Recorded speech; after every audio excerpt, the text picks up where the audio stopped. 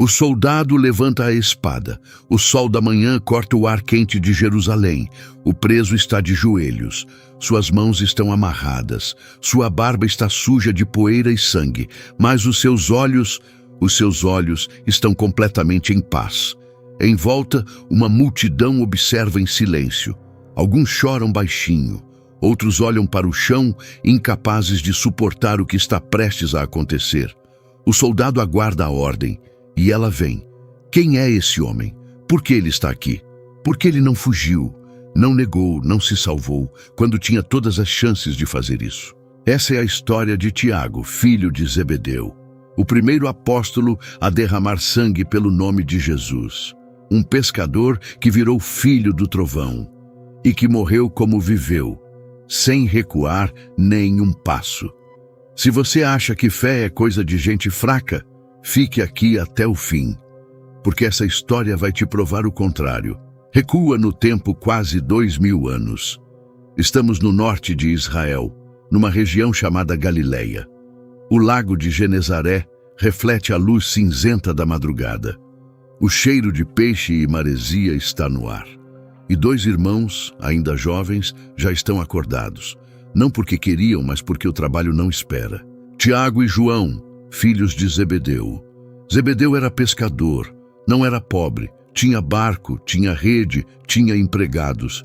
Era um homem que havia construído uma vida estável à beira do lago. E seus filhos cresceram ali, aprendendo o ofício com as próprias mãos. A puxar rede pesada, a remendar o que se rompia, a entrar nas águas frias antes do sol nascer, a conhecer o vento, a maré, o silêncio da madrugada sobre o lago. Era uma vida simples, previsível, segura. Tiago conhecia cada pedra daquela margem, conhecia o rosto de cada vizinho, sabia qual vento trazia chuva e qual trazia calma. Seu futuro parecia escrito. Seria pescador como o pai, teria filhos, envelheceria naquele mesmo lago. Mas o destino de alguns homens é maior do que qualquer margem pode conter. Foi numa manhã comum, como tantas outras, que tudo mudou. Tiago e João estavam no barco com o pai, consertando as redes. Provavelmente cansados. Provavelmente pensando no que fariam depois do trabalho. E então viram. No litoral, dois outros pescadores, Simão e André, estavam jogando a rede ao mar. E com eles, caminhando pela beira da água, havia um homem. Esse homem tinha algo diferente. Não era a roupa, não era a aparência física. Era outra coisa, uma presença, uma autoridade que não precisava gritar para ser sentida. Esse homem se chamava Jesus de Nazaré. E quando Jesus chegou até a barca de Zebedeu e olhou para Tiago e João, não foi um olhar qualquer. Foi o tipo de olhar que atravessa a armadura que a gente constrói com os anos. O tipo de olhar que conhece você antes mesmo de você se apresentar. Jesus chamou. Simples assim. E os dois irmãos, sem negociar, sem pedir garantias, sem saber para onde iriam, deixaram o barco, deixaram as redes, deixaram o pai e foram. Pense nisso um segundo. Tiago largou tudo o que conhecia, a segurança, a rotina, o sustento, para seguir um homem que havia acabado de conhecer, para embarcar numa jornada sem mapa e sem destino certo. Há algo de completamente insano nessa decisão, e ao mesmo tempo há algo de profundamente humano, porque todos nós, em algum momento da vida, sentimos aquele chamado por algo maior do que nós. E a questão nunca é o chamado. A questão é, a gente responde ou ignora? Tiago respondeu. Nos meses e anos que se seguiram, Tiago estava sempre perto demais, na verdade. Entre os 12 apóstolos, havia um grupo ainda mais próximo de Jesus, um círculo dentro do círculo. Eram 3, Pedro, Tiago e João.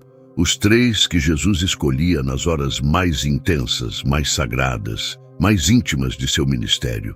Quando Jesus entrou na casa de Jairo para ressuscitar a filha dele, que os outros achavam morta, ele levou só esses 3. Tiago estava lá. Quando Jesus foi ao jardim do Getsêmani, na noite mais pesada de toda a sua vida, a noite antes da cruz, e pediu para os discípulos ficarem por perto enquanto ele orava em agonia, ele levou só esses 3. Tiago estava lá.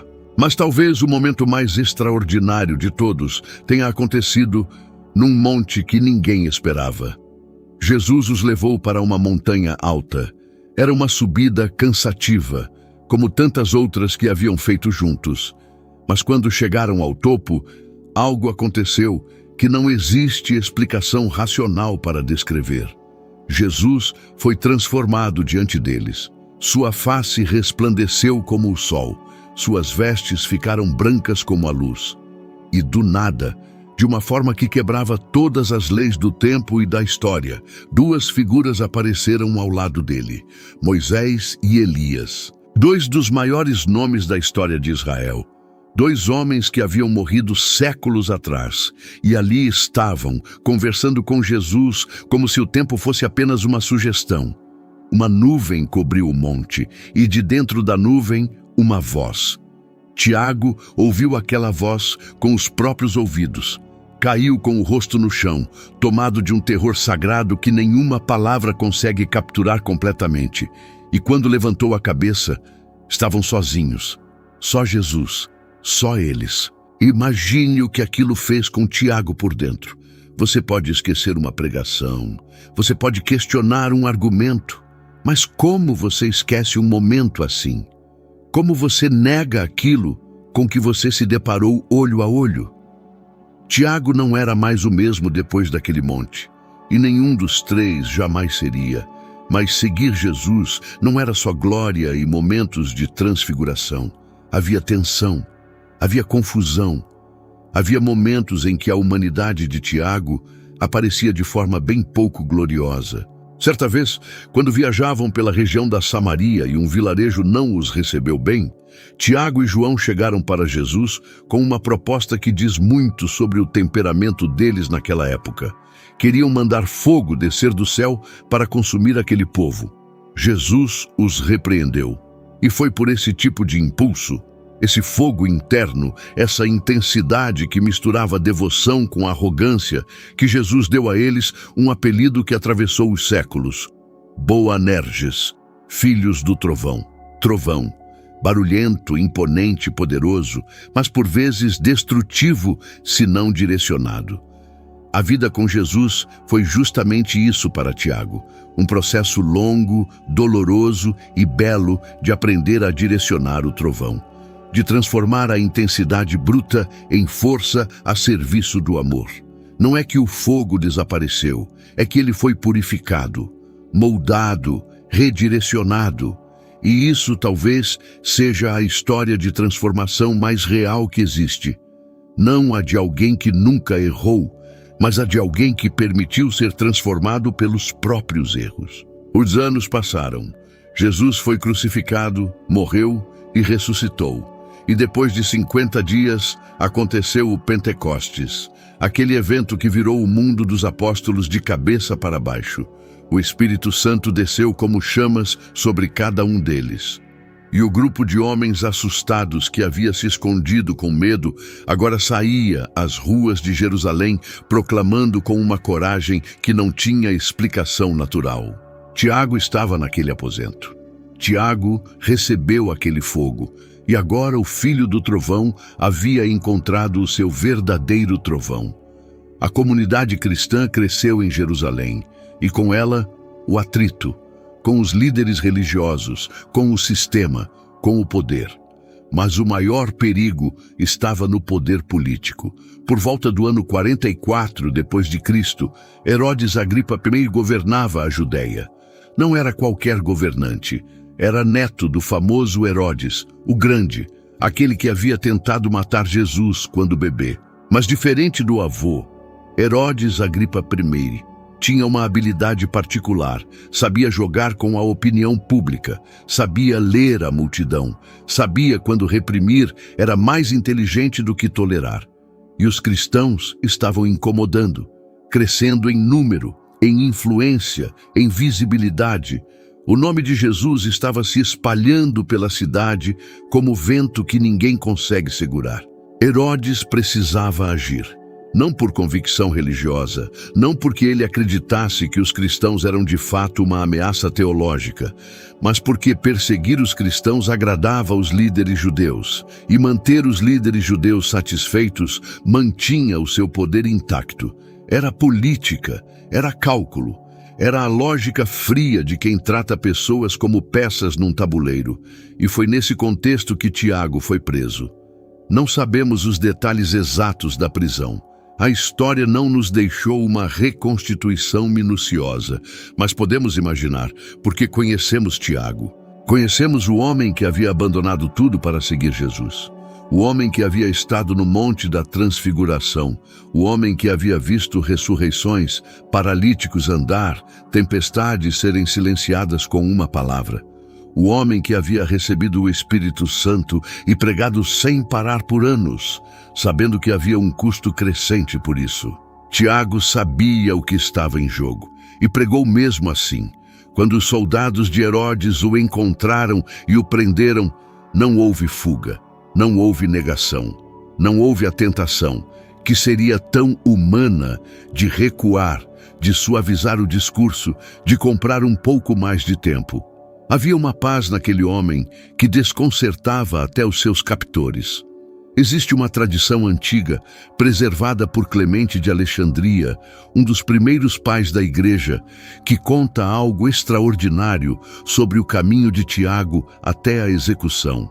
O soldado que o conduziu à morte foi tão profundamente tocado pela coragem, pela serenidade e pela fé inabalável de Tiago durante aquela jornada, que em determinado momento jogou-se a seus pés pedindo perdão e declarou publicamente que também acreditava em Cristo. Os dois foram executados juntos. Pense nisso. Tiago chegou ao local de sua própria execução e ainda assim, no caminho, transformou a vida de seu algoz. O filho do trovão havia aprendido tão profundamente a arte do amor que até a morte virou oportunidade de vida para outro. Agora voltemos ao começo.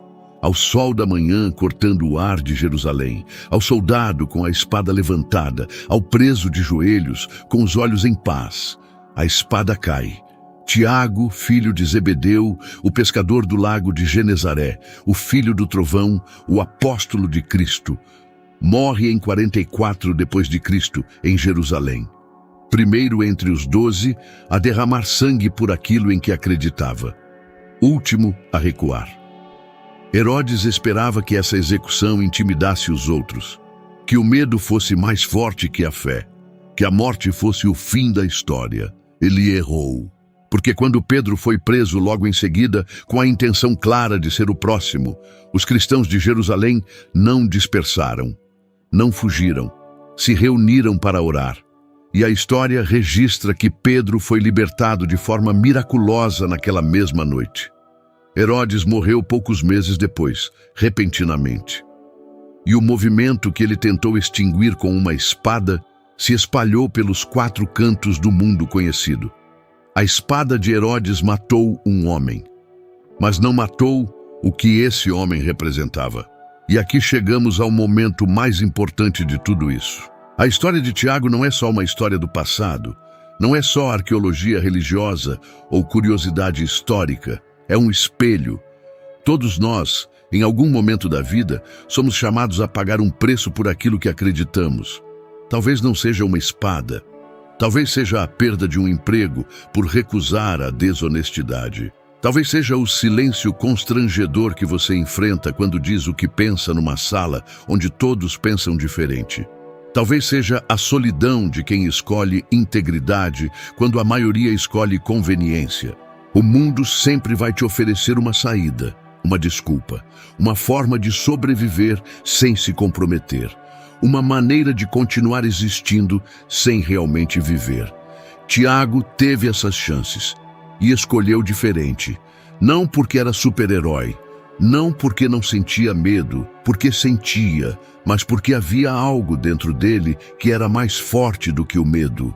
Algo que havia sido plantado numa manhã à beira do lago, quando um homem passou, olhou nos seus olhos e disse: "Vem." E a pergunta que fica, a pergunta que eu quero que você leve para casa hoje, não é sobre Tiago, é sobre você. Quando a espada aparece na sua vida, qualquer que seja a forma que ela toma, o que você vai fazer? Você vai recuar? Vai negar? Vai sobreviver à custa de tudo que você sabe que é verdade? Ou vai se ajoelhar com os olhos em paz? Coragem não é ausência de medo. Coragem é decidir que o que você carrega dentro de você vale mais do que qualquer ameaça lá fora. Tiago soube disso, viveu isso, morreu por isso. E a história dele ainda está sendo contada, 2000 anos depois, porque algumas vidas são tão autenticamente vividas que o tempo não consegue apagá-las. Agora, eu quero saber de você. Tem algum momento na sua vida em que você precisou de coragem para defender aquilo em que acredita? O que aconteceu? Você recuou ou avançou? Conta nos comentários. Porque histórias como a de Tiago só fazem sentido quando elas acordam histórias em nós. E eu tenho certeza de que você tem uma dessas. Se esse vídeo te tocou, compartilha com alguém que precisa ouvir isso hoje. E se você ainda não está inscrito no canal, é o momento certo. Tem muito mais vindo por aí. Até o próximo vídeo.